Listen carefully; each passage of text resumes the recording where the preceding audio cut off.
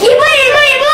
Jam azan dah sampai. Jom kita unboxing. Wah, dah sampai dah. Jom kita unboxing.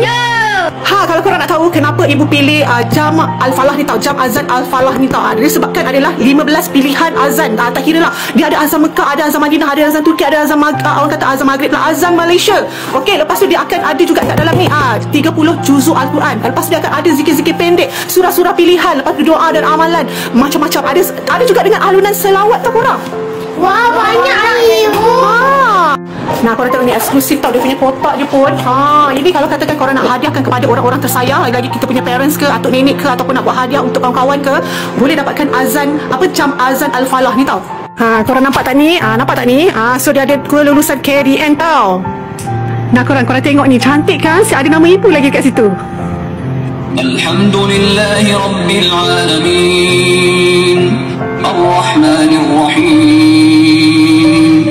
Menarik tak? Ibu rasa sangat menarik lah jam azan Al-Falah ni tau. Yang best ni sebab bila kita dah pasang sesiap, korang dah tak payah nak setting apa-apa tau, sebab dia dah setting sekali sesiap time. Orang kata time akan azan berkumandang tu pada bila kan, subuh, zuhur, asar, maghrib, isyak, semuanya dia dah setting siap-siap. Korang nak dengar tak azan dia macam mana? Ibu akan belajar korang azan dia macam mana. Jam ni dia datangkan sekali tau dengan remote control ni, so korang boleh setting lah. Katakan korang nak dengar zikir, korang boleh setting, korang boleh select dia dekat remote control ni. Okay, ibu akan belanja sikit dia punya azan tau, korang boleh dengar. Azan tiba-tiba pun ada dekat dalam ni, azan Mekah pun ada dekat dalam ni. Ibu akan belanja sedikit lah. So ni antaranya.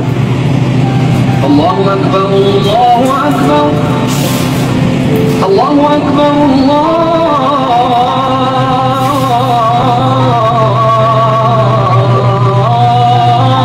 Akbar. Masya Allah, rumah akan kekal tenang dan damainya bila kita dengar alunan-alunan azan dengan selawat dekat jam Al-Falah ni. Dapatkan dekat beg kuning.